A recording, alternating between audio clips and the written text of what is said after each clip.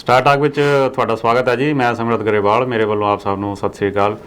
ਤੁਹਾਡੇ ਲਈ ਨਵਾਂ ਐਪੀਸੋਡ ਲੈ ਕੇ ਹਾਜ਼ਰ ਹਾਂ ਤੇ ਜਿਵੇਂ ਤੁਹਾਨੂੰ ਪਤਾ ਹੈ ਸਟਾਰ ਟਾਕ ਦੇ ਵਿੱਚ ਅਸੀਂ ਤੁਹਾਡੇ ਨਾਲ ਹਮੇਸ਼ਾ ਹੀ ਜਿਹੜੇ ਕਰੰਟ ਇਸ਼ੂਜ਼ ਹੁੰਦੇ ਨੇ ਉਹਨਾਂ ਬਾਰੇ ਗੱਲਬਾਤ ਕਰਦੇ ਹਾਂ। ਸੋ ਹਮੇਸ਼ਾ ਮੇਰੇ ਨਾਲ ਇਸ ਪ੍ਰੋਗਰਾਮ ਦੇ ਵਿੱਚ ਕੋਈ ਨਾ ਕੋਈ ਗੈਸਟ ਹਾਜ਼ਰ ਹੁੰਦੇ ਨੇ। ਸੋ ਅੱਜ ਫਿਰ ਮੇਰੇ ਨਾਲ ਹਾਜ਼ਰ ਨੇ ਹਰਕੀਰਤ ਜੀ ਤੇ ਉਹਨਾਂ ਦੇ ਨਾਲ ਗੱਲਬਾਤ ਕਰਾਂਗੇ ਤੇ ਗੱਲ ਕਰਾਂਗੇ ਅੱਜ ਆਪਾਂ ਜਿਹੜੀ ਮੈਂਟਲ ਹੈਲਥ ਬਾਰੇ। ਕਈ ਵਾਰੀ ਆਮ ਜਿਹੜੇ ਲੋਕ ਨੇ ਇਸ ਨੂੰ ਬੜਾ ਇਗਨੋਰ ਕਰਦੇ ਨੇ ਵੀ ਮੈਂਟਲ ਹੈਲਥ ਨੂੰ ਕੁਝ ਸਮਝਦੇ ਨੇਗੇ, ਪਰ ਇਹ ਇੱਕ ਬੜੀ ਸੀਰੀਅਸ ਜਿਹੜੀ ਅਲਾਮਤ ਹੈ। ਖਾਸ ਕਰਕੇ ਜਦੋਂ ਦਾ ਕੋਵਿਡ ਹੋਇਆ ਉਸ ਤੋਂ ਬਾਅਦ ਕਾਫੀ ਜਿਹੜੀ ਇਹਦੀ ਚਰਚਾ ਸ਼ੁਰੂ ਹੋ ਗਈ ਹੈ। ਜੇ ਆਪਾਂ ਕੈਨੇਡਾ ਦੀ ਗੱਲ ਕਰੀਏ ਤਾਂ ਬਹੁਤ ਸਾਰੀਆਂ ਇਸ ਤਰ੍ਹਾਂ ਦੀਆਂ ਖਬਰਾਂ ਆਪਾਂ ਨੂੰ ਦੇਖਣ ਨੂੰ ਮਿਲਦੀਆਂ, ਰਿਪੋਰਟਸ ਦੇਖਣ ਨੂੰ ਮਿਲਦੀਆਂ ਵੀ ਜਿਹੜੀ ਮੈਂਟਲ ਹੈਲਥ ਹੈ ਬੱਚਿਆਂ ਦੇ ਵਿੱਚ, ਨੌਜਵਾਨਾਂ ਦੇ ਵਿੱਚ, ਬਜ਼ੁਰਗਾਂ ਦੇ ਵਿੱਚ, ਐਡਲਟਸ ਦੇ ਵਿੱਚ ਜਿਹੜੀ ਲਗਾਤਾਰ ਵੱਧ ਰਹੀ ਹੈ ਮੈਂਟਲ ਹੈਲਥ। ਸੋ ਇਹਦੇ ਨਾਲ ਜਿੱਥੇ ਬਹੁਤ ਸਾਰੀਆਂ ਹੋਰ ਚੀਜ਼ਾਂ ਨੇ, ਜਿਵੇਂ ਕਿ ਮਾਸ ਸ਼ੂਟਿੰਗ ਹੁੰਦੀ ਆ ਜਾਂ ਕਿਸੇ 'ਤੇ ਗੱਡੀ ਚੜ੍ਹਾ ਦਿੱਤੀ। ਹੁਣ ਰੀਸੈਂਟਲੀ ਅਮਰੀਕਾ ਦੇ ਵਿੱਚ ਘਟਨਾ ਹੋਈ ਹੈ ਜਿਹਦੇ ਵਿੱਚ ਇਸ ਤਰ੍ਹਾਂ ਦਾ ਹੀ ਦੇਖਣ ਨੂੰ ਮਿਲਿਆ ਵੀ ਰੇਸ ਸਾਈਕਲਿੰਗ ਦੀ ਰੇਸ ਚੱਲ ਰਹੀ ਸੀ ਤਾਂ ਕਿਸੇ ਨੇ ਵਿੱਚ ਟਰੱਕ ਮਾਰਿਆ ਤੇ ਕਾਫੀ ਲੋਕ ਇੰਜਰਡ ਹੋ ਗਏ ਤਾਂ ਕਈਆਂ ਦੀ ਮੌਤ ਹੋ ਗਈ। ਇਸੇ ਤਰ੍ਹਾਂ ਜਿਹੜਾ ਖਾਸ ਕਰਕੇ ਜੇ ਅਮਰੀਕਾ ਦੀ ਗੱਲ ਕਰੀਏ ਤਾਂ ਇੱਕ ਲੰਬਾ ਇਤਿਹਾਸ ਹੈ ਅਮਰੀਕਾ ਦਾ ਜਿਹਦੇ ਵਿੱਚ ਕਿ ਮਾਸ ਸ਼ੂਟਿੰਗਸ ਲਗਾਤਾਰ ਹੁੰਦੀਆਂ ਰਹਿੰਦੀਆਂ ਨੇ। ਸੋ ਇਸ ਸਾਰੇ ਬਾਰੇ ਇਸ ਅੱਧੇ ਘੰਟੇ ਦੇ ਵਿੱਚ ਚਰਚਾ ਕਰਾਂਗੇ। ਸੋ ਅੱਜ ਚਰਚਾ ਵਿੱਚ ਜਿਵੇਂ ਤੁਹਾਨੂੰ ਦੱਸਿਆ ਮੇਰੇ ਨਾਲ ਹਾਜ਼ਰ ਨੇ ਹਰਕੀਰਤ ਜੀ। ਹਰਕੀਰਤ ਜੀ ਤੁਹਾਡਾ ਸਵਾਗਤ ਹੈ ਜੀ। ਥੈਂਕ ਯੂ ਸਿਮਰਤ ਜੀ। ਜਿਵੇਂ ਹਰਕੀਰਤ ਜੀ ਮੈਂ ਗੱਲ ਕੀਤੀ ਵੀ ਅੱਜ ਆਪਾਂ ਥੋੜ੍ਹੀ ਜਿਹੀ ਚਰਚਾ ਕਰਾਂਗੇ ਮੈਂਟਲ ਹੈਲਥ ਦੀ। ਖਾਸ ਕਰਕੇ ਜਦੋਂ ਤੋਂ ਇਹ ਕੋਵਿਡ ਪੈਂਡੈਮਿਕ ਮਹਾਮਾਰੀ ਸ਼ੁਰੂ ਹੋਈ ਹੈ ਇਹਦੀ ਬੜੀ ਚਰਚਾ ਹੋ ਰਹੀ ਹੈ। ਜੇ ਆਪਾਂ ਕੈਨੇਡਾ ਦੀ ਗੱਲ ਕਰੀਏ ਤਾਂ ਬਹੁਤ ਸਾਰੀਆਂ ਰਿਪੋਰਟਸ ਆਈਆਂ ਨੇ ਵੀ ਜਿਹੜੇ ਬੱਚੇ ਨੇ ਸਕੂਲਾਂ ਦੇ ਵਿੱਚ ਵੀ ਪੜ੍ਹਦੇ ਨੇ ਉਹਨਾਂ ਦੇ ਵਿੱਚ ਮੈਂਟਲ ਹੈਲਥ ਬੜਾ ਇਸ਼ੂ ਬੜੇ ਆ ਰਹੇ ਨੇ। ਸੋ ਹੁਣ ਜਿਵੇਂ ਮੈਂ ਗੱਲ ਕੀਤੀ ਜਿਹੜੀ ਮਾਸ ਸ਼ੂਟਿੰਗਸ ਬੜੀਆਂ ਹੋਈਆਂ ਨੇ, ਤੁਸੀਂ ਪਹਿਲਾਂ ਆਪਣੇ ਥੋੜ੍ਹੇ ਵਿਚਾਰ ਦਿਓ ਤੁਸੀਂ ਕਿਸ ਤਰ੍ਹਾਂ ਲੈਂਦੇ ਹੋ ਮੈਂਟਲ ਹੈਲਥ ਨੂੰ? ਸਿਮਰਤ ਜੀ, ਸਭ ਤੋਂ ਪਹਿਲੀ ਗੱਲ ਤਾਂ ਇਹ ਹੈ ਕਿ ਜਿਹੜੀਆਂ ਮਾਸ ਸ਼ੂਟਿੰਗ ਦੀ ਆਪਾਂ ਗੱਲ ਕਰੀਏ, ਹੋਰ ਆਪਾਂ ਮੈਂਟਲ ਹੈਲਥ ਦੀ ਜਿਹੜੀ ਡਿਸਟਰਬੈਂਸ ਦੀ ਗੱਲ ਕਰੀਏ, ਇਹ ਕੋਈ ਨਵੀਂ ਗੱਲ ਨਹੀਂ ਹੈਗੀ ਹੈ। ਲੇਕਿਨ ਗੱਲ ਸਿਰਫ ਇਹ ਹੈ ਕਿ ਇਹਨੂੰ ਪਛਾਣਿਆ ਕਿਵੇਂ ਜਾਂਦਾ ਹੈਗਾ। ਖਾਸ ਕਰ ਵੈਸਟਰਨ ਮੁਲਕਾਂ ਦੇ ਵਿੱਚ, ਖਾਸ ਕਰ ਯੂਰਪ ਦੇ ਵਿੱਚ ਜਿਹੜੇ ਐਡਵਾਂਸ ਕੰਟਰੀਜ਼ ਹੈ ਨੇ ਉਹ ਇਸ ਚੀਜ਼ ਨੂੰ ਬੜਾ ਸੀਰੀਅਸਲੀ ਲੈਂਦੇ ਨੇ। ਜਿਹੜਾ ਡਿਪਾਰਟਮੈਂਟ ਹੈ ਉਹਦੇ ਅਲੱਗ ਮੈਂਟਲ ਹੈਲਥ ਦੇ ਡਿਪਾਰਟਮੈਂਟ ਨੇ, ਡਾਕਟਰਸ ਨੇ ਜਿਹੜੇ, ਸਾਈਕਾਟਰਿਸਟ ਨੇ, ਸਾਈਕੋ ਐਨਾਲਿਸਟ ਨੇ, ਸਾਈਕੋਥੈਰੇਪਿਸਟ ਨੇ, ਉਹ ਜਿਵੇਂ ਪਾਲਿਸੀਜ਼ ਕ੍ਰੀਏਟ ਕਰਦੇ ਨੇ। ਗਵਰਨਮੈਂਟ ਇਹਨੂੰ ਧਿਆਨ ਰੱਖਦੀ ਹੈ ਔਰ ਹਮੇਸ਼ਾ ਜਦ ਵੀ ਆਪਾਂ ਕਿਤੇ ਵੀ ਜਾਂਦੇ ਹਾਂ, ਕਿਸੇ ਵੀ ਡਾਕਟਰ ਕੋਲ ਜਾਂਦੇ ਹਾਂ ਤਾਂ ਉਹ ਸਭ ਤੋਂ ਪਹਿਲਾਂ ਤੁਹਾਨੂੰ ਦਿਖਦੇ ਨੇ ਕਿ ਤੁਸੀਂ ਮੈਂਟਲੀ ਤੁਹਾਡੇ 'ਤੇ ਉਸ ਬਿਮਾਰੀ ਦਾ ਜਾਂ ਆਮ ਬਿਮਾਰੀ ਦਾ ਕੀ ਅਸਰ ਪਿਆ ਹੈ। ਔਰ ਦੂਸਰੀ ਗੱਲ ਇਹ ਹੈ ਕਿ ਜਿਵੇਂ ਕੋਈ ਵੀ ਵੱਡੀ ਕਿਸੇ ਨੂੰ ਬਿਮਾਰੀ ਹੋ ਜਾਂਦੀ ਹੈ, ਕੋਈ ਹਾਰਟ ਅਟੈਕ ਹੋ ਜਾਂਦਾ, ਡਾਇਬਟੀਜ਼ ਹੁੰਦੀ ਹੈ, ਕੈਂਸਰ ਹੁੰਦਾ, ਉਸ ਤੋਂ ਬਾਅਦ ਉਹਨਾਂ ਨੂੰ ਬਕਾਇਦਾ ਜਿਹੜੇ ਮੈਂਟਲੀ ਜਿਹੜੇ ਰੀਹੈਬਿਲਿਟੇਸ਼ਨਸ ਹੁੰਦੇ ਨੇ ਉੱਥੇ ਉਹਨੂੰ ਭੇਜਿਆ ਜਾਂਦਾ ਹੈਗਾ। ਸੋ ਇਸ ਤਰ੍ਹਾਂ ਹੀ, ਲੇਕਿਨ ਜਦ ਇਹ ਚੀਜ਼ ਦੇਖਿਆ ਜਾਵੇ ਜਿਹੜੀ ਸਾਡੀ ਨਵੀਂ ਜਨਰੇਸ਼ਨ ਹੈ ਜਾਂ ਆਪਾਂ ਕਹੀਏ ਪਿਛਲੇ 20 ਸਾਲਾਂ ਤੋਂ ਜਾਂ 25 ਸਾਲਾਂ ਤੋਂ ਜਿੰਨੇ ਵੀ ਸਿਚੁਏਸ਼ਨ ਨਵੇਂ ਆਏ ਨੇ, ਨਵੇਂ ਗੈਜਟਸ ਆਏ ਨੇ, ਨਵਾਂ ਮਟੀਰੀਅਲਿਸਟਿਕ ਜਿਹੜੀ ਦੁਨੀਆ ਹੋ ਗਈ ਨਾ ਸਿਮਰਤ ਜੀ, ਇਹ ਬਹੁਤ ਜ਼ਿਆਦਾ ਅਸਰ ਪਾਉਂਦੀ ਹੈ ਕਿ ਮੈਂਟਲੀ ਲੋਕ ਡਿਸਟਰਬ ਹੋਣ ਜਾਂ ਹੁੰਦੇ ਨੇ। ਮੇਰੇ ਖਿਆਲ ਹਰਕੀਰਤ ਜੀ ਤੁਸੀਂ ਮੇਰੇ ਨਾਲ ਇਸ ਗੱਲ ਤੇ ਵੀ ਸਹਿਮਤ ਹੋਵੋਗੇ ਜਿਹੜੇ ਜਿਵੇਂ ਗੱਲ ਕੀਤੀ ਹੈ ਗੈਜਟਸ ਦੀ।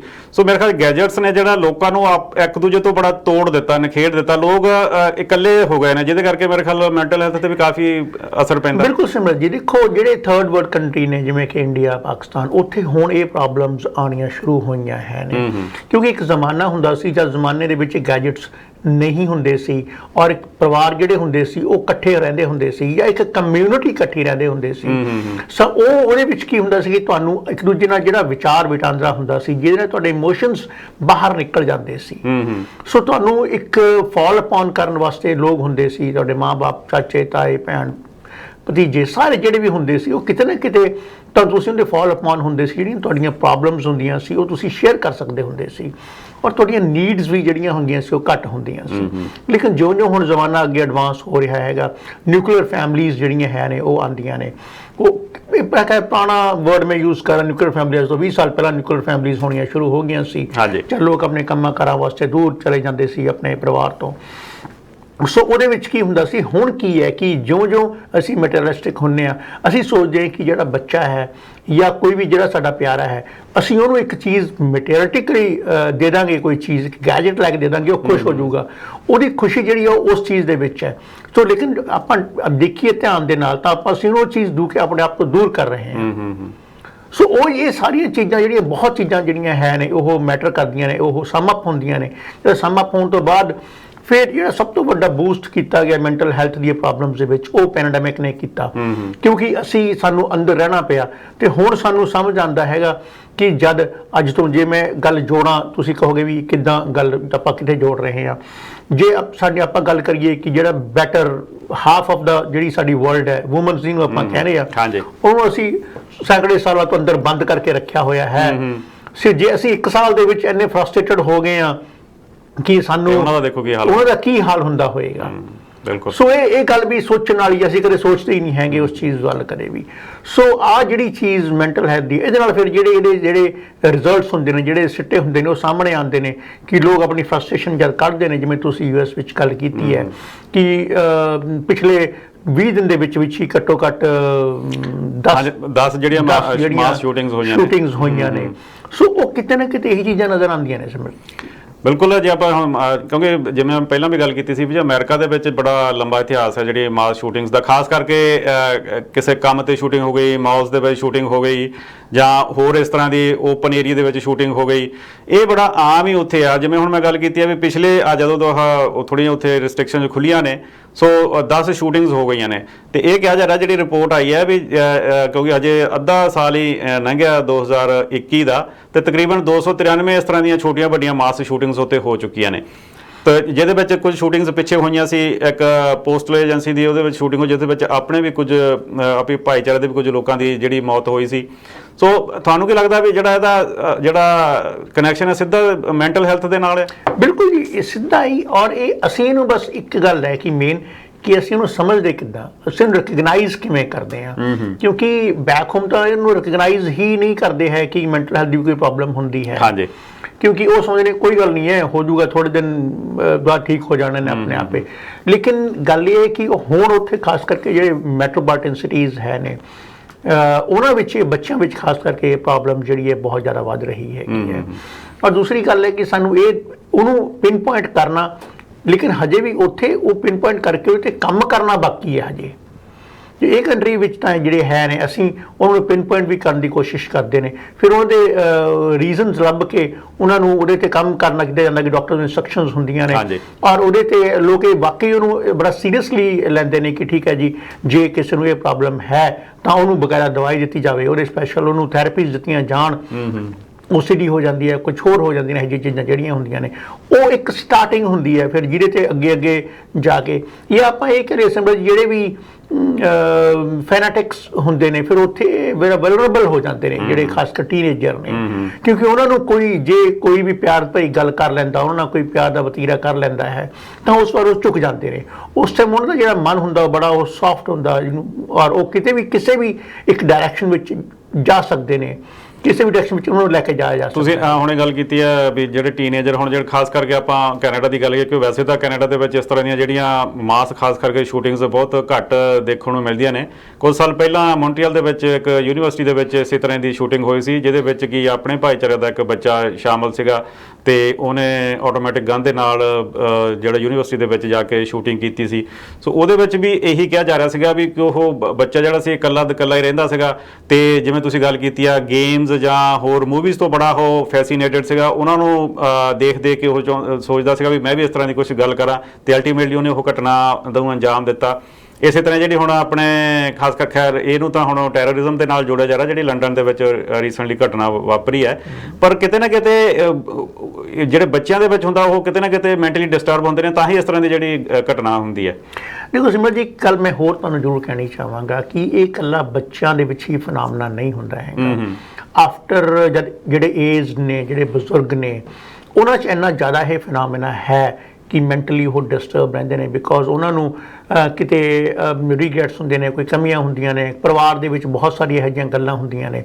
ਲੇਕਿਨ ਇਹ ਮੈਂ ਚੀਜ਼ ਨੋਟ ਕੀਤੀ ਗਈ ਹੈ ਕਿ ਉਹਨਾਂ ਨੂੰ ਕੋਈ ਵੀ ਉਹਨਾਂ ਬਾਰੇ ਕੋਈ ਰਿਪੋਰਟ ਉਹ ਨਹੀਂ ਕੱਢੀ ਜਾਂਦੀ ਹੈਗੀ ਹੈ। ਉਹਨਾਂ ਨੂੰ ਉਹਨਾਂ 'ਤੇ ਕੋਈ ਗੱਲ ਨਹੀਂ ਜ਼ਿਆਦਾ ਕੀਤੀ ਜਾਂਦੀ ਹੈ, ਕੀਤੀ ਜ਼ਰੂਰ ਜਾਂਦੀ ਹੈ ਲੇਕਿਨ ਉਹ ਇੰਨੀ ਜ਼ਿਆਦਾ ਗੱਲ ਨਹੀਂ ਕੀਤੀ ਜਾਂਦੀ ਹੈ ਕਿਉਂਕਿ ਉਹਨਾਂ 'ਤੇ ਲੋਕ ਸੋਚਦੇ ਨੇ ਕਿ ਨਹੀਂ ਉਹਨਾਂ ਨੂੰ ਸ਼ਾਇਦ ਇਹੋ ਜਿਹੀ ਪ੍ਰੋਬਲਮ ਨਾ ਆਵੇ। ਪਰ ਕੈਨੇਡਾ ਦੇ ਵਿੱਚ ਇਹ ਚੀਜ਼ ਜਿਵੇਂ ਡੌਗ ਥੈਰੇਪੀਜ਼ ਹੁੰਦੇ ਨੇ, ਓਲਡ ਹੋਮਸ ਵਿੱਚ ਲੋਕ ਲੈ ਕੇ ਜਾਂਦੇ ਨੇ। ਔਰ ਮੈਂ ਸਮਝੀ ਕਿ ਤੁਹਾਨੂੰ ਬੜੀ ਬਹੁਤ ਵਧੀਆ ਗੱਲ ਦੱਸਣੀ ਚਾਹੁੰਦਾ ਕਿ ਜਿਹੜੇ ਵੀ ਜਿਵੇਂ ਨਾਰਵੇ ਹੈ, ਸਵੀਡਨ ਹੈ, ਜਿਹੜੇ ਉਹ ਕੰਟਰੀ ਨੇ ਉਹਨਾਂ ਵਿੱਚ ਇੱਕ ਨਵਾਂ ਉਹਨਾਂ ਨੇ ਗਵਰਨਮੈਂਟ ਵੱਲੋਂ ਇੱਕ ਕਿਹਾ ਜਾਂਦਾ ਹੈ ਕਿ you can put the hours into the hospital.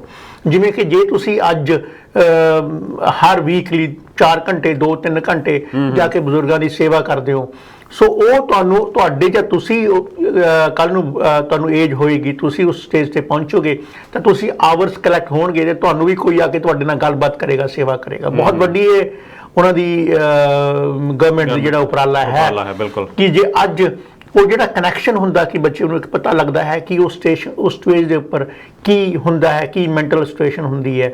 ਔਰ ਦੂਸਰੀ ਗੱਲ ਇਹ ਕਿ ਜਦੋਂ ਇੰਟਰੈਕਟ ਕਰਦੇ ਨੇ ਬਹੁਤ ਕੁਝ ਉਹਨੂੰ ਸਿੱਖਣ ਨੂੰ ਮਿਲਦਾ ਹੈ ਆਪਣੀ ਲਾਈਫ ਦੇ ਪ੍ਰਤੀ। ਜਿਹੜੇ ਇੱਕ ਬਜ਼ੁਰਗਾਂ ਦਾ ਐਕਸਪੀਰੀਅੰਸ ਹੈ ਉਹ ਬੱਚੇ ਨੂੰ ਜਦੋਂ ਦੱਸਦੇ ਨੇ ਕਿ ਅੱਜ ਅਸੀਂ ਕਿਸ ਸਟੇਜ ਦੇ ਉੱਪਰ ਹੈ, ਕੀ ਹੈ, ਉਹ ਵੀ ਉਹਨੂੰ ਬਹੁਤ ਸਿੱਖਣ ਨੂੰ ਮਿਲਦਾ ਹੈ। ਨਾਲੇ ਸਭ ਤੋਂ ਵੱਡੀ ਗੱਲ ਕਿ ਉਹਨਾਂ ਨੂੰ ਵਿਦਆਊਟ ਇੱਕ ਵਲੰਟੀਅਰ ਚੀਜ਼ ਹੁੰਦੀ ਹੈ, ਇਹ ਸਾਰੇ ਵਲੰਟੀਅਰ ਵਰਕ ਹੈ। ਉੱਥੇ ਉਹਨਾਂ ਨੂੰ ਇਹ ਨਹੀਂ ਕਿ you are paid for that, ਲੇਕਿਨ ਉਹ ਦੂਜੀ ਕਹਿੰਦੀ ਕਿ ਤੁਹਾਡੇ ਰਿਲੇਸ਼ਨ ਵਿੱਚ ਨੇ, ਸ਼ਾਇਦ ਉਹ ਜੋ ਕੋਈ ਰਿਲੇਸ਼ਨ ਵਿੱਚ ਕੋਈ ਹੋਊਗਾ ਜਾਂ ਉਹਨਾਂ ਦਾ ਬਜ਼ੁਰਗ ਕੋਈ ਵੀ ਉਹਨਾਂ ਦਾ ਗ੍ਰੈਂਡ ਪੇਰੈਂਟ ਹੋਊਗਾ, ਉਹਨਾਂ ਨੂੰ ਕੋਈ ਇਨਹਿਬਿਸ਼ਨਸ ਹੋਣਗੀਆਂ ਉਹਨਾਂ ਨਾਲ ਗੱਲ ਕਰਨ ਦੀਆਂ ਕਿਤੇ ਨਾ ਕਿਤੇ। ਸੋ ਉਹ ਇਨਹਿਬਿਸ਼ਨ ਵੀ ਨਹੀਂ ਹੁੰਦੀਆਂ ਹੈਗੀਆਂ ਕਿਉਂਕਿ ਉਹ ਅਣਜਾਣ ਹੁੰਦੇ ਨੇ ਉਹਨਾਂ ਚੀਜ਼ਾਂ ਤੋਂ। ਸੋ ਉਹ ਬਹੁਤ ਵਧੀਆ ਇੱਕ ਉਪਰਾਲਾ ਉਹਨਾਂ ਕੰਟਰੀ ਵਿੱਚ, ਖਾਸ ਯੂਰਪ ਵਿੱਚ ਕਾਫੀ ਜ਼ਿਆਦਾ ਹੈ। ਸੋ ਮੈਨੂੰ ਵੀ ਮੈਂ ਗਵਰਨਮੈਂਟ ਜੇ ਕਿਤੇ ਚੀਜ਼ ਨੂੰ ਕੀਤਾ ਜਾਵੇ ਤਾਂ ਇਹ ਬਹੁਤ ਵੱਡਾ ਪੋਜ਼ਿਟਿਵ ਜਿਹੜਾ ਹੈ ਉਹ ਇੰਪੈਕਟ ਹੋਊਗਾ ਦੋਨਾਂ ਜਨਰੇਸ਼ਨਸ ਦੇ ਉੱਪਰ, ਜਿਹੜੀ ਓਲਡ ਜਨਰੇਸ਼ਨ ਹੈ ਤੇ ਜਿਹੜੀ ਯੰਗ ਜਨਰੇਸ਼ਨ ਦੇ ਉੱਪਰ। ਹਰਗਿੰਦਰ ਜੀ ਆਪਾਂ ਇੱਕ ਛੋਟੀ ਜਿਹੀ ਬ੍ਰੇਕ ਲੈ ਲਈਏ, ਉਸ ਤੋਂ ਬਾਅਦ ਫਿਰ ਇਸੇ ਤਰ੍ਹਾਂ ਇਸ ਚਰਚਾ ਨੂੰ ਜਾਰੀ ਰੱਖਾਂਗੇ। ਇੱਕ ਛੋਟੀ ਜਿਹੀ ਬ੍ਰੇਕ, ਤੁਸੀਂ ਨਾ ਕਿਤੇ ਜਾਇਓ, ਦੇਖਦੇ ਰਹੋ ਪੰਜਾਬ ਸਟਾਰ TV ਤੇ ਨਾਲ ਜੁੜੇ ਰਹੋ ਸਟਾਰ ਟਾਕ ਦੇ। ਬ੍ਰੇਕ ਤੋਂ ਬਾਅਦ ਫਿਰ ਤੁਹਾਡਾ ਸਵਾਗਤ ਹੈ ਜੀ। ਮੈਂ ਸਿਮਰਤ ਗਰੇਵਾਲ ਤੇ ਅੱਜ ਸਟੂਡੀਓ ਵਿੱਚ ਹਾਜ਼ਰ ਨੇ ਮੇਰੇ ਨਾਲ ਹਰਕੀਰਤ ਜੀ ਤੇ ਤੁਹਾਡੇ ਨਾਲ ਗੱਲ ਕਰ ਰਹੇ ਹਾਂ ਮੈਂਟਲ ਹੈਲਥ ਦੀ। ਤੇ ਖਾਸ ਕਰਕੇ ਜਦੋਂ ਤੋਂ ਮਹਾਮਾਰੀ ਸ਼ੁਰੂ ਹੋਈ ਹੈ ਕੋਵਿਡ ਦੀ, ਸੋ ਇਹਦੇ ਨਾਲ ਇੱਕ ਹੋਰ ਚੀਜ਼ ਬੜੀ ਦੇਖਣ ਨੂੰ ਮਿਲੀ ਹੈ, ਸਾਹਮਣੇ ਆਈ ਹੈ, ਉਹ ਹੈ ਜੀ ਡੋਮੈਸਟਿਕ ਵਾਇਲੈਂਸ ਦੀ। ਵੀ ਜਦੋਂ ਤੋਂ ਇਹ ਮਹਾਮਾਰੀ ਸ਼ੁਰੂ ਹੋਈ ਹੈ ਇਹ ਰਿਪੋਰਟਸ ਆਈਆਂ ਨੇ ਵੀ ਡੋਮੈਸਟਿਕ ਵਾਇਲੈਂਸ ਦੇ ਜਿਹੜੇ ਕੇਸਿਸ ਨੇ ਉਹਨਾਂ ਦੇ ਵਿੱਚ ਵੀ ਲਗਾਤਾਰ ਵਾਧਾ ਹੋਇਆ। ਹਰਕੀਰਤ ਜੀ ਤੁਸੀਂ ਕੀ ਸੋਚਦੇ ਹੋ, ਵਾਕਈ ਇਹਦੇ ਵਿੱਚ ਵੀ ਸੱਚਾਈ ਹੈ? ਬਿਲਕੁਲ ਜੀ ਸੱਚਾਈ ਹੈ। ਮੈਂ ਜੋ ਸਟੈਟਿਸਟਿਕਸ ਪੜ੍ਹ ਰਿਹਾ ਹੈਗਾ ਸੋ ਖਾਸ ਕਰ ਨਾਰਥ ਅਮਰੀਕਾ ਦੇ ਵਿੱਚ, ਕਿਉਂਕਿ ਬਾਕੀ ਤਾਂ ਜਿਹੜੇ ਸਟੈਟਸ ਤੇ ਆਪਾਂ ਨੂੰ ਜਿਹੜੇ ਪੁਰਾਣੇ ਬੈਕ ਹੋਮ ਹੈ ਉੱਥੋਂ ਤਾਂ ਆਪਾਂ ਨੂੰ ਮਿਲਦੇ ਹੀ ਨਹੀਂ ਹੈਗੇ ਉਹ ਸਟੈਟਸ। ਔਰ ਉੱਥੇ ਡੋਮੈਸਟਿਕ ਵਾਇਲੈਂਸ ਨੂੰ ਬੜਾ ਸੀਰੀਅਸਲੀ ਵੀ ਲੈਂਦੇ ਹੈਗੇ ਨੇ। ਸੋ ਇਹ ਜਿਹੜੀ ਸਾਰੀ ਚੀਜ਼ ਹੈ, ਮੈਂ ਜਿਵੇਂ ਤੁਹਾਨੂੰ ਪਹਿਲਾਂ ਗੱਲ ਕਰ ਰਿਹਾ ਸੀ ਕਿ ਜਿਵੇਂ ਅਸੀਂ ਮਟੀਰੀਅਲਿਸਟਿਕ ਹੋ ਜਾਂਦੇ ਹਾਂ, ਅਸੀਂ ਸੋਚਦੇ ਹਾਂ ਕਿ ਕੋਈ ਚੀਜ਼ ਦੇ ਕੇ ਕਿਸੇ ਨੂੰ ਖੁਸ਼ ਕਰਨਾ ਹੀ ਇੱਕ ਤਰੀਕਾ ਹੈ ਕੋਈ ਖੁਸ਼ ਕਰਨ ਦਾ। ਲੇਕਿਨ ਸਭ ਤੋਂ ਇੰਪੋਰਟੈਂਟ ਹੈ ਕਿ ਵਕਤ ਦੇਣਾ ਕਿਸੇ ਨੂੰ।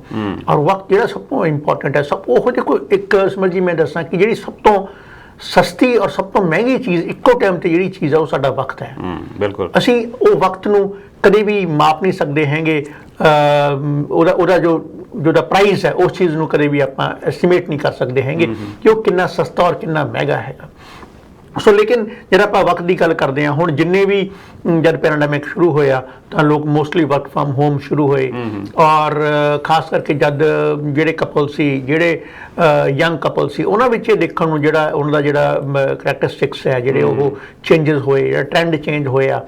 ਸੋ ਇਹ ਇੱਕ ਬੜੀ ਅਜੀਬ ਜਿਹੜੀ ਗੱਲ ਸਾਹਮਣੇ ਆਈ ਹੈ ਕਿ ਡਾਈਵੋਰਸ ਰੇਟ ਤੱਕ ਇਸ ਚੀਜ਼ ਦੇ ਵਿੱਚ ਵਧੇ ਨੇ ਜੋ ਸਟੈਟਸ ਦੱਸਦੇ ਨੇ।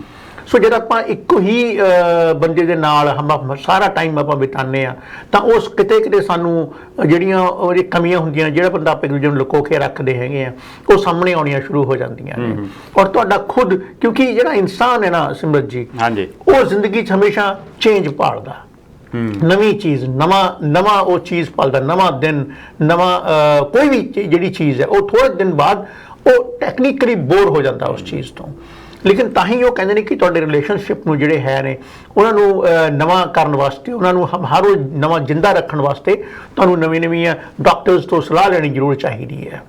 ਸੋ ਇਹ ਚੀਜ਼ ਜਿਹੜੀ ਹੈ ਇਸ ਕਰਕੇ ਜਿਹੜੇ ਆਪਾਂ ਦੇਖਿਆ ਜਾਂਦਾ ਹੈ ਕਿ ਜਿਹੜੇ ਡੋਮੈਸਟਿਕ ਵਾਇਲੈਂਸ ਨੇ ਉਹ ਵਧਿਆ, ਆਪਸ 'ਚ ਜਿਹੜੇ ਤਕਰਾਰਾਂ ਹੋਈਆਂ ਨੇ ਜਾਂ ਪਰਿਵਾਰਾਂ ਦੇ ਵਿੱਚ। ਮੇਰੇ ਖਿਆਲ ਹਰਕੀਰਤ ਜੀ ਇਸ ਚੀਜ਼ ਦਾ ਵੀ ਫਰਕ ਪਿਆ ਹੋਵੇਗਾ ਕਿਉਂਕਿ ਕੋਵਿਡ ਤੋਂ ਬਾਅਦ ਬਹੁਤ ਸਾਰੇ ਲੋਕਾਂ ਕੋਲ ਜਿਹੜੀ ਨੌਕਰੀ ਨਹੀਂ ਸੀ, ਉਹਨਾਂ ਨੂੰ ਫਾਈਨੈਂਸ਼ੀਅਲ ਚੈਲੰਜਸ ਆ ਗਏ ਤੇ ਜਿਹਦੇ ਕਰਕੇ ਘਰ ਦੇ ਵਿੱਚ ਲੜਾਈ ਝਗੜਾ ਸ਼ੁਰੂ ਹੋ ਗਿਆ ਆਪਸ ਦੇ ਵਿੱਚ, ਪਤੀ ਪਤਨੀ ਦੇ ਵਿੱਚ। ਤੇ ਕਿਤੇ ਨਾ ਕਿਤੇ ਹੈ ਤਾਂ ਇਹ ਵੀ ਮੈਂਟਲ ਹੈਲਥ ਦੇ ਨਾਲ ਹੀ ਇਸ਼ੂ ਨਾ, ਕਿਉਂਕਿ ਮੈਂਟਲੀ ਡਿਸਟਰਬ ਹੋ ਗਏ ਕਿਉਂਕਿ ਜਦੋਂ ਪੈਸੇ ਨਹੀਂ ਆ ਰਹੇ ਘਰੇ। ਦੇਖੋ ਜੀ ਇਹ ਕਿਤੇ ਨਾ ਕਰਕੇ ਨਹੀਂ, ਇਹ ਡਾਇਰੈਕਟ ਰਿਲੇਸ਼ਨ ਹੈ। ਹਾਂਜੀ, ਸਭ ਤੋਂ ਵੱਡਾ ਜੋ ਕਾਰਨ ਇਹ ਹੁੰਦਾ ਹੈ ਕਿ ਜਦ ਤੁਸੀਂ ਫਾਈਨੈਂਸ਼ੀਅਲੀ ਸਾਊਂਡ ਨਹੀਂ ਹੁੰਦੇ ਹੈਗੇ ਜਾਂ ਤੁਹਾਡਾ ਫਾਈਨੈਂਸ ਦਾ ਇੱਕ ਸੋਰਸ ਰੁਕ ਜਾਂਦਾ ਹੈਗਾ, ਸੋ ਕਿਤੇ ਨਾ ਕਿਤੇ ਤੁਹਾਨੂੰ ਉਹ ਫਰਸਟ੍ਰੇਸ਼ਨ, ਕਿਉਂਕਿ ਤੁਸੀਂ ਕੁਝ ਕਰ ਨਹੀਂ ਪਾਉਂਦੇ ਹੈਗੇ, ਤੁਹਾਡੀ ਸਿਚੁਏਸ਼ਨ ਸਮਝ ਜੀ ਉਹ ਹੁੰਦੀ ਹੈ ਕਿ ਕਿਤੇ ਨਾ ਕਿਤੇ ਤੁਹਾਨੂੰ ਲੱਗਦਾ ਕਿ ਮੈਂ ਬੇਵਸ ਹੋ ਗਿਆ, ਕਿਤੇ ਨਾ ਕਿਤੇ ਲੱਗਦਾ ਕਿ ਮੈਂ I am not giving to help anybody, ਔਰ ਮੈਂ ਖੁਦ ਆਪਣੀ ਹੈਲਪ ਨਹੀਂ ਕਰ ਸਕਦਾ ਹੈਗਾ।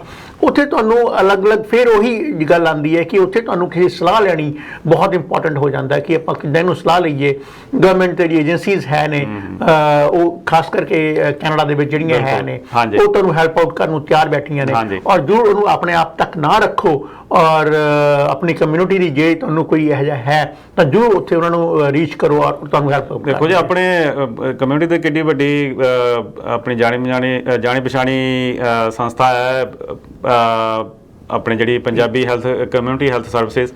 ਸੋ ਇਸ ਤਰ੍ਹਾਂ ਜਿਹੜੀਆਂ ਸੰਸਥਾਵਾਂ ਨੇ ਸਰਕਾਰ ਵੱਲੋਂ ਜਿਨ੍ਹਾਂ ਨੂੰ ਫੰਡਿੰਗ ਦਿੱਤੀ ਜਾਂਦੀ ਹੈ, ਤਾਂ ਇਸ ਲਈ ਉਹ ਸ਼ੁਰੂ ਕੀਤੀਆਂ ਨੇ ਵੀ ਅਗਰ ਤੁਹਾਨੂੰ ਕੋਈ ਇਸ ਤਰ੍ਹਾਂ ਦੇ ਚੈਲੰਜਸ ਆਉਂਦੇ ਨੇ, ਤੁਸੀਂ ਉਹਨਾਂ ਦੇ ਜਿਹੜੇ ਕਾਉਂਸਲਰ ਨੇ ਉਹਨਾਂ ਦੇ ਨਾਲ ਗੱਲਬਾਤ ਕਰੋ। ਬਿਲਕੁਲ ਸਮਝ ਜੀ। ਔਰ ਮੈਂ ਦਰਸ਼ਕਾਂ ਨੂੰ ਇਹ ਗੱਲ ਜ਼ਰੂਰ ਕਹਿਣੀ ਚਾਹਾਂਗਾ ਕਿ ਜਿਵੇਂ ਅਸੀਂ ਆਪਾਂ ਗੱਲ ਕੀਤੀ ਹੈ ਸੰਸਥਾ ਦੀ, ਸੋ ਅਸੀਂ ਵੀ ਆਉਣ ਵਾਲੇ ਟਾਈਮ ਦੇ ਵਿੱਚ ਅਸੀਂ ਆਪਣੇ ਦਰਸ਼ਕਾਂ ਨੂੰ ਨਵੀਂ ਜਾਣਕਾਰੀ ਦਿੰਦੇ ਰਹਾਂਗੇ ਕਿ ਕਿਹੜੇ ਨੰਬਰ ਵੀ ਅਸੀਂ ਆਪਣੇ ਪ੍ਰੋਗਰਾਮ ਵਿੱਚ ਦੱਸਦੇ ਰਹਾਂਗੇ ਕਿ ਇਸ ਪ੍ਰੋਗਰਾਮ ਦੇ ਇਸ ਨੰਬਰ ਤੇ ਜਾ ਕੇ ਤੁਸੀਂ ਗੱਲ ਕਰ ਸਕਦੇ ਹੋ, ਕਾਉਂਸਲਰ ਨਾਲ ਅਪਾਇੰਟਮੈਂਟ ਬੁੱਕ ਕਰ ਸਕਦੇ ਹੋ, ਐਂਡ ਦੇ ਆਰ ਜਸਟ ਕਾਲ ਅਵੇ। ਬਿਲਕੁਲ। ਸੋ ਅਸੀਂ ਜਦ ਆਪਾਂ ਹਮੇਸ਼ਾ ਗੱਲ ਕਰਦੇ ਹਾਂ ਕਿ ਸਾਨੂੰ ਇਸ ਕਮਿਊਨਿਟੀ ਬਾਰੇ ਆਪਣੀ ਕਰਨਾ ਚਾਹੀਦਾ ਹੈਗਾ, ਸੋ ਅਸੀਂ ਵੀ ਉਪਰਾਲਾ ਕਰ ਰਹੇ ਹਾਂ ਕਿ ਇਸ ਤਰ੍ਹਾਂ ਜਿੰਨੀਆਂ ਵੀ ਮੈਂਟਲ ਹੈਲਥ ਦੀਆਂ ਪ੍ਰੋਬਲਮਸ ਹੈਗੀਆਂ ਨੇ, ਡੋਮੈਸਟਿਕ ਵਾਇਲੈਂਸ ਦੀਆਂ ਨੇ, ਬੱਚਿਆਂ ਦੀਆਂ ਨੇ, ਬਜ਼ੁਰਗਾਂ ਦੀਆਂ ਪ੍ਰੋਬਲਮਸ ਹੈ ਨੇ, ਔਰ ਅਸੀਂ ਇਹਦੇ ਸੈਮੀਨਾਰਸ ਦੇ ਤੁਹਾਨੂੰ ਟਾਈਮ ਟੂ ਟਾਈਮ ਦੱਸਦੇ ਰਹਾਂਗੇ ਕਿ ਕਿਸ ਵੀਕਐਂਡ ਤੇ ਆਪਾਂ ਇਹ ਕਰਦੇ ਹਾਂ, ਔਰ ਤੁਹਾਨੂੰ ਉਸ ਦੇ ਵਿੱਚ ਜੇ ਸ਼ਾਮਿਲ ਹੋਣਾ ਤਾਂ ਇੱਕ ਲਿੰਕ ਭੇਜਿਆ ਜਾਏਗਾ, ਜਿਸ ਲਿੰਕ ਵਿੱਚ ਜਾ ਕੇ ਤੁਸੀਂ ਉਸ ਲਿੰਕ ਨੂੰ ਕਲਿੱਕ ਕਰਕੇ ਉਸ ਵੈਬਿਨਾਰ ਦੇ ਵਿੱਚ ਤੁਸੀਂ ਸ਼ਾਮਿਲ ਹੋ ਸਕਦੇ ਹੋ।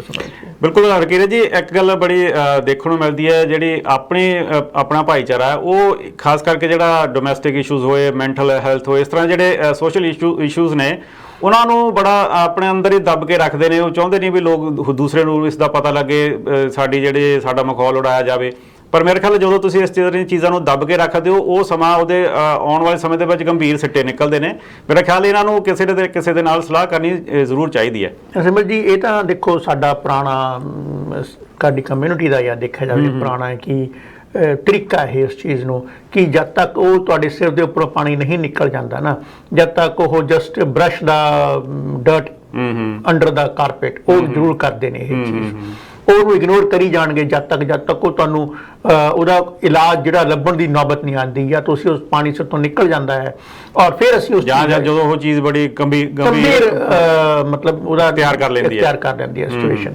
ਸੋ ਪਰ ਮੈਂ ਇਹ ਦਰਸ਼ਕਾਂ ਨੂੰ ਜ਼ਰੂਰ ਕਹਿਣਾ ਚਾਹੁੰਦਾ ਕਿ ਪਲੀਜ਼ ਇਸ ਤਰ੍ਹਾਂ ਦੀਆਂ ਹੁਣ ਆਪਾਂ ਆਪਣੇ ਆਪ ਨੂੰ ਚੇਂਜ ਕਰੀਏ। ਨਵੀਂ ਆਪਾਂ ਉਸ ਕੰਟਰੀ ਵਿੱਚ ਬੈਠੇ ਹਾਂ ਜਿੱਥੇ ਸਾਨੂੰ ਹਰ ਤਰ੍ਹਾਂ ਦੀ ਹੈਲਪ ਅਵੇਲੇਬਲ ਹੈ। ਹਾਂਜੀ। ਸੋ ਅਸੀਂ ਉਸ ਚੀਜ਼ ਵਿੱਚ ਆਪਾਂ ਇਹ ਨਹੀਂ ਕਹਿ ਸਕਦੇ ਕਿ ਅਸੀਂ ਆਪਣੇ ਆਪ ਨੂੰ ਕੁੱਟ ਕੇ ਅੰਦਰ ਰਹੀਏ।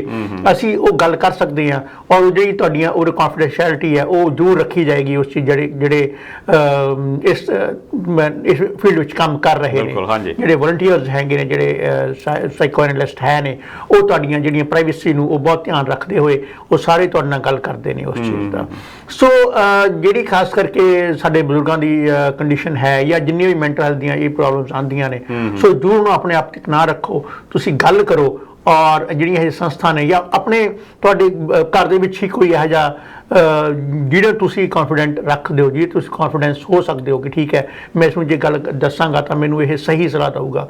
ਲੇਕਿਨ ਸਹੀ ਸਲਾਹ ਦੇਣਾ ਇੱਕ ਆਮ ਬੰਦੇ ਨਾਲ ਗੱਲ ਉਹ ਨਹੀਂ ਹੁੰਦੀ ਹੈ, ਕਿਉਂਕਿ ਉਹਨੂੰ ਇੰਨੀ ਨੌਲੇਜ ਨਹੀਂ ਹੁੰਦੀ ਹੈ ਕਿ ਉਹ ਤੁਹਾਨੂੰ ਸਹੀ ਔਰ ਗਲਤ 'ਚ ਜਿਹੜਾ ਉਹ ਫਰਕ ਦੱਸ ਸਕਦਾ ਹੋਵੇ।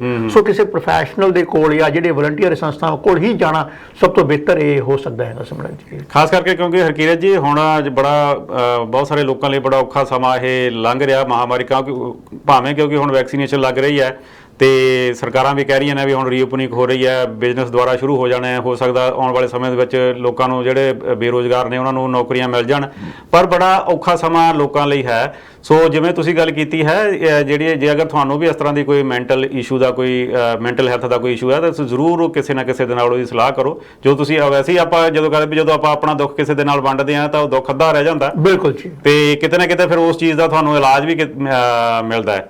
ਬਿਲਕੁਲ, ਇਹ ਚੀਜ਼ ਆਪਾਂ ਇਹਨੂੰ ਅੰਦਰ ਲੁਕੋ ਕੇ ਰੱਖਣ ਵਾਲੀ ਗੱਲ ਨਹੀਂ ਰਹਿ ਗਈ ਹੈ। ਔਰ ਸਭ ਤੋਂ ਦੂਸਰੀ ਗੱਲ ਇਹ ਹੈ ਕਿ ਕਦ ਤੱਕ ਅਸੀਂ ਸਾਡੀ ਕਮਿਊਨਿਟੀ ਖਾਸ ਕਰਕੇ ਜਿੰਨੇ ਵੀ ਇਮੀਗ੍ਰੈਂਟ ਜਿਹੜੇ ਕਮਿਊਨਿਟੀਜ਼ ਹੈ, ਮੈਂ ਉਹਨਾਂ ਦੀ ਗੱਲ ਕਰ ਰਿਹਾ, ਮੈਂ ਆਪਣੀ ਕਮਿਊਨਿਟੀ ਦੀ ਗੱਲ ਨਹੀਂ ਕਰ ਰਿਹਾ। ਚਾਹੇ ਉਹ ਜਿੰਨੇ ਵੀ ਇਮੀਗ੍ਰੈਂਟ ਜਿਹੜੇ ਆਏ ਨੇ ਉਹ ਬੜੇ ਇਸ ਨੂੰ ਇਨਹਿਬਿਟ ਕਰਦੇ ਨੇ ਕਿ ਅਸੀਂ ਸ਼ਾਇਦ ਕਿਸੇ ਨਾਲ ਗੱਲ ਕਰਾਂਗੇ ਤਾਂ ਸਾਡੀ ਇਹ 'ਚ ਹੇਠੀ ਹੋਏਗੀ ਜਾਂ ਸਾਡਾ ਇਹ 'ਚ ਮਜ਼ਾਕ ਹੋਏਗਾ, ਪਰ ਇਹ ਚੀਜ਼ ਉਹ ਇੰਪੋਰਟੈਂਟ ਨਹੀਂ ਹੈ। ਇੱਕ ਠੀਕ ਹੋਣਾ, ਇੱਕ ਪੋਜ਼ਿਟਿਵ ਉਸ ਚੀਜ਼ ਨੂੰ ਲੈਣਾ, ਪੋਜ਼ਿਟਿਵ ਐਕਟੀਵਿਟੀ ਵੱਲ ਵਧਣਾ, ਉਹ ਜ਼ਿਆਦਾ ਇੰਪੋਰਟੈਂਟ ਹੈ ਸਿਮਰਨ ਜੀ। ਸੋ ਔਰ ਕਿਉਂਕਿ ਆਹ ਜਿਹੜਾ ਹੁਣ ਜੋ ਆਪਣੀ ਸਰਕਾਰ ਨੇ ਕੀਤਾ ਹੈ, ਜੋ ਉਹਨਾਂ ਨੂੰ ਫਾਈਨੈਂਸ਼ੀਅਲ ਹੈਲਪ ਕੀਤੀ ਹੈ ਜਾਂ ਹੋਰ ਜੋ ਵੀ ਘਰ ਬੈਠ ਕੇ ਸਰਕਾਰ ਨੇ ਤੁਹਾਡੇ ਬਿਜ਼ਨੈਸਿਸ ਵਾਸਤੇ ਬਾਕੀ ਵਾਸਤੇ ਚੀਜ਼ਾਂ ਹੈਲਪ ਕੀਤੀਆਂ ਨੇ, ਸ਼ਾਇਦ ਹੋਰ ਇਹ ਐਗਜ਼ਾਮਪਲ ਹੈ ਕੁਝ ਕੰਟਰੀ ਨੂੰ ਛੱਡ ਕੇ ਬਾਕੀ ਜਗ੍ਹਾ ਨਹੀਂ ਮਿਲਦੀ ਹੈ। ਬਿਲਕੁਲ। ਸੋ ਇਹ ਸਾਰੀ ਚੀਜ਼ਾਂ ਨੂੰ ਆਪਾਂ ਜਦ ਦੇਖੀਏ, ਕਿਉਂਕਿ ਹੁਣ ਜਿਉਂ ਪੈਂਡੈਮਿਕ ਖੁੱਲ ਰਿਹਾ ਹੈ, ਹੌਲੀ ਹੌਲੀ ਆਪਾਂ ਨਾਰਮਲੈਂਸੀ ਵੱਲ ਆ ਰਹੇ ਹਾਂ। ਸੋ ਇਹ ਲੇਕਿਨ ਜਦ ਤੁਸੀਂ ਦੇਖੋ ਇਹਦੇ ਜਦ ਆਪਾਂ ਨਾਰਮਲ ਹੋਵਾਂਗੇ, ਲੋਕ ਬਾਹਰ ਆਉਣਗੇ ਤਾਂ ਇਹ ਹੋਰ ਇਹਦੇ ਅਲੱਗ-ਅਲੱਗ ਸਿੱਟੇ ਤੁਹਾਡੇ ਸਾਹਮਣੇ ਆਉਣਗੇ। ਬਿਲਕੁਲ। ਨਾਲੇ ਹਰਕੀਰਤ ਜੀ ਇੱਕ ਗੱਲ ਹੋਰ ਆ ਜੀ, ਆਪਾਂ ਕਿਉਂਕਿ ਵੈਸਟਰਨ ਕੰਟਰੀਜ਼ ਦੇ ਵਿੱਚ ਰਹਿ ਰਹੇ ਹਾਂ, ਜਿਹੜਾ ਇਹਨਾਂ ਦਾ ਹੁਣ ਪਿੱਛੇ ਜਿਹਾ ਜਿਵੇਂ ਹੁਣ ਫਾਦਰਸ ਡੇ ਲੰਘ ਕੇ ਗਿਆ, ਇਹਨਾਂ ਨੇ ਮੇਰਾ ਆਪਣੇ ਨਿੱਜੀ ਵਿਚਾਰ ਨੇ ਬੜੇ ਇਹਨਾਂ ਨੇ ਕਿਉਂਕਿ ਆਪਣੇ ਇਹਨਾਂ ਦੇ ਕਲਚਰ ਦੇ ਹਿਸਾਬ ਨਾਲ ਇਹਨਾਂ ਨੇ ਬੜੀਆਂ ਚੀਜ਼ ਵਧੀਆ ਚੀਜ਼ ਬਣਾਈ ਹੈ, ਜਿਵੇਂ ਮਦਰਸ ਡੇ ਹੋਇਆ, ਫਾਦਰਸ ਡੇ ਹੋਇਆ, ਕਿਉਂਕਿ ਇਹਨਾਂ ਦਾ ਜਿਹੜਾ ਕਲਚਰ ਟੋਟਲੀ ਡਿਫਰੈਂਟ ਹੈ। ਕੁਝ ਸਮੇਂ ਬਾਅਦ ਇਹ ਆਪਣੇ ਮਾਪੇ ਤੋਂ ਵੱਖਰੇ ਰਹਿੰਦੇ ਨੇ ਤੇ ਇਹਨਾਂ ਦਾ ਰਹਿਣ ਦਾ ਢੰਗ ਵੀ ਥੋੜ੍ਹਾ ਵੱਖਰਾ ਹੈ, ਪਰ ਜਿਹੜੀ ਆਪਣੇ ਭਾਈਚਾਰੇ ਨੇ ਇਹ ਰਲ ਮਿਲ ਕੇ ਇਕੱਠੇ ਰਹਿਣਾ ਪਸੰਦ ਕਰਦੇ ਨੇ ਤਾਂ ਰਹਿੰਦੇ ਵੀ ਨੇ। ਪਰ ਕਿਉਂਕਿ ਹੁਣ ਆਪਾਂ ਇਹਨਾਂ ਦੇਸ਼ਾਂ ਦੇ ਵਿੱਚ ਰਹਿੰਦੇ ਆ, ਸੋ ਕੁਝ ਚੀਜ਼ਾਂ ਆਪਾਂ ਇਹਨਾਂ ਨੂੰ ਅਪਣਾਇਆ ਵੀ ਹੈ ਆ ਕੇ। ਇਹ ਗੱਲ ਹੈ ਕਿ ਜਦ ਆਪਾਂ ਇਕੱਠੇ ਰਹਿੰਦੇ ਆ, ਫੈਮਿਲੀ ਫਿਊਡਸ ਉੱਥੇ ਹੀ ਪੈਦਾ ਹੁੰਦੇ ਨੇ। ਹਾਂਜੀ, ਠੀਕ ਹੈ ਨਾ। ਸੋ ਜਦ ਆਪਾਂ ਕੀ ਕਰਦੇ ਆ, ਆਪਾਂ ਜਦ ਕਿਸੇ ਨੇ ਆਪਾਂ ਫਾਦਰਸ ਡੇ ਦੀ ਗੱਲ ਕਰੀਏ, ਮਦਰਸ ਡੇ ਦੀ ਗੱਲ ਕਰੀਏ, ਅਸੀਂ ਉਹਨੂੰ ਗਰੰਟਡ ਲੈ ਲੈਂਦੇ ਹਾਂ। ਜਦ ਆਪਾਂ ਗਰੰਟਡ ਲੈਂਦੇ ਆ ਤਾਂ ਕੁਝ ਟਾਈਮ ਬਾਅਦ ਜਿਹੜਾ ਉਹ ਤੁਹਾਡਾ ਰਿਲੇਸ਼ਨਸ਼ਿਪ ਹੈ ਉਹ ਬੜਾ ਇੱਕ ਨਾਰਮਲ ਹੋ ਜਾਂਦਾ, ਆਪਾਂ ਉਹਦੀ ਵੈਲਿਊ ਨਹੀਂ ਸਮਝਦੇ ਹੈਗੇ। ਸੋ ਇਹ ਬਹੁਤ ਵਧੀਆ ਗੱਲ ਹੈ। ਇਹ ਆਪਾਂ ਕਲਚਰ ਡਿਫਰੈਂਸ ਦੀ ਗੱਲ ਨਾ ਕਰੀਏ, ਆਪਾਂ ਇਹਨੂੰ ਇੱਕ ਰਿਕਗਨਾਈਜ਼ ਕਰੀਏ ਕਿ ਕਿਤੇ ਨਾ ਕਿਤੇ ਹਰ ਇੱਕ ਕਲਚਰ ਦੇ ਵਿੱਚ ਇਸ ਚੀਜ਼ ਦੀ ਲੋੜ ਹੈ। ਸਿਰਫ ਨਾਲ ਰਹਿਣਾ ਹੀ ਇੰਪੋਰਟੈਂਟ ਨਹੀਂ ਹੁੰਦਾ ਹੈਗਾ, ਉਸ ਜਿਹੜਾ ਰਿਲੇਸ਼ਨਸ਼ਿਪ ਹੈ ਉਹਨੂੰ ਇਹ ਦੱਸਣਾ ਕਿ ਅਸੀਂ ਵਾਕਈ ਤੁਹਾਡੀ ਕੇਅਰ ਕਰਦੇ ਹਾਂ, ਉਸ ਰਿਲੇਸ਼ਨ ਦਾ ਸਤਿਕਾਰ ਕਰਨਾ, ਉਹਨੂੰ ਰਿਸਪੈਕਟ ਦੇਣੀ, ਉਹਨੂੰ ਉਸ ਚੀਜ਼ ਨੂੰ, ਉਹ ਬਹੁਤ ਇੰਪੋਰਟੈਂਟ ਹੋ ਜਾਂਦਾ ਹੈ। ਚਾਹੇ ਆਪਾਂ ਇੰਡੀਆ ਵਿੱਚ ਸਾਲਾਂ ਸਾਲ ਆਪਣੇ ਫਾਦਰ ਸਾਹਿਬ ਆਪਣੇ ਮਦਰ ਦੇ ਨਾਲ ਰਹਿਣੇ ਆਉਂਦੇ ਆ, ਆਪਾਂ ਕਿੰਨੀ ਵਾਰ ਉਹਨੂੰ ਜਾ ਕੇ ਕਹਿੰਦੇ ਆ ਕਿ ਅਸੀਂ ਤੁਹਾਡੀ ਕੇਅਰ ਕਰਦੇ ਹਾਂ। ਕਿੰਨੀ ਵਾਰ ਉਹਨੂੰ ਜਾ ਕੇ ਇਹ ਕਹਿੰਦੇ ਆ ਕਿ ਆਹ ਜਿਹੜੀ ਐਪਰੀਸ਼ੀਏਸ਼ਨ ਹੈ ਉਹਨੂੰ ਅਸੀਂ ਸ਼ੋਅ ਕਰਦੇ ਹਾਂ ਕਿ ਲੋ ਆਹ ਅਸੀਂ ਤੁਹਾਡੇ ਵਾਸਤੇ ਕਰ ਰਹੇ ਹਾਂ। ਇਹ ਚੀਜ਼ ਬਹੁਤ ਇੰਪੋਰਟੈਂਟ ਹੈ ਦਿਖਾਉਣੀ। ਸੋ ਆਪਾਂ ਇਹਨੂੰ ਇਹ ਨਾ ਕਹੀਏ ਕਿ ਉੱਥੇ ਨਾਲ ਰਹਿਣਾ ਹੀ ਬਹੁਤ ਇੰਪੋਰਟੈਂਟ ਹੋ ਜਾਂਦਾ। ਸੋ ਸਾਡੀ ਕੇਅਰ ਨੂੰ ਐਪਰੀਸ਼ੀਏਟ ਕਰਨਾ ਬਹੁਤ ਇੰਪੋਰਟੈਂਟ ਹੈ ਇਸ ਚੀਜ਼ ਦੇ ਵਿੱਚ, ਰਿਲੇਸ਼ਨਸ਼ਿਪ ਕਿਸੇ ਵੀ ਰਿਲੇਸ਼ਨਸ਼ਿਪ ਦੇ ਵਿੱਚ। ਬਿਲਕੁਲ ਜੀ। ਹਰਕੀਰਤ ਜੀ, ਅੱਜ ਤੁਸੀਂ ਸਟੂਡੀਓ ਵਿੱਚ ਹਾਜ਼ਰ ਹੋਏ ਤੇ ਇਸ ਖਾਸ ਕਰਕੇ ਜਿਹੜੀ ਮੈਂਟਲ ਇਸ਼ੂਜ਼ ਨੇ ਆਪਣੇ ਲੋਕ ਲੰਘ ਰਹੇ ਨੇ ਇਹਦੇ ਵਿੱਚ ਦੀ, ਤੇ ਉਹਦੇ ਬਾਰੇ ਆਪਾਂ ਥੋੜੀ ਜਿਹੀ ਚਰਚਾ ਕੀਤੀ ਹੈ, ਆਪਣੇ ਵਿਚਾਰ ਆ ਲੋਕਾਂ ਤੱਕ ਪਹੁੰਚਾਉਣ ਦੀ ਗੱਲ ਕੀਤੀ ਹੈ। ਸੋ ਤੁਹਾਡਾ ਬਹੁਤ ਬਹੁਤ ਧੰਨਵਾਦ ਜੀ। ਥੈਂਕ ਯੂ ਸੋ ਮਚ ਜੀ। ਤੁਹਾਨੂੰ ਅੱਜ ਦਾ ਪ੍ਰੋਗਰਾਮ ਕਿਸ ਤਰ੍ਹਾਂ ਦਾ ਲੱਗਾ? ਆਪਣੇ ਵਿਚਾਰ ਤੁਸੀਂ ਜ਼ਰੂਰ ਸਾਡੇ ਤੱਕ ਪਹੁੰਚਾ ਸਕਦੇ ਹੋ, ਫੋਨ, ਈਮੇਲ ਜਰੀਏ, ਜਾਂ ਤੁਸੀਂ ਸਾਡੇ ਸੋਸ਼ਲ ਮੀਡੀਆ ਦੇ ਕਿਸੇ ਵੀ ਪਲੇਟਫਾਰਮ ਤੇ ਜਾ ਕੇ ਸਬਸਕ੍ਰਾਈਬ ਕਰ ਸਕਦੇ ਹੋ। ਇਸੇ ਤਰ੍ਹਾਂ ਜੁੜੇ ਰਹੋ ਪੰਜਾਬ ਸਟਾਰ ਟੀਵੀ ਦੇ ਨਾਲ। ਮੈਨੂੰ ਦਿਓ ਇਜਾਜ਼ਤ। ਧੰਨਵਾਦ।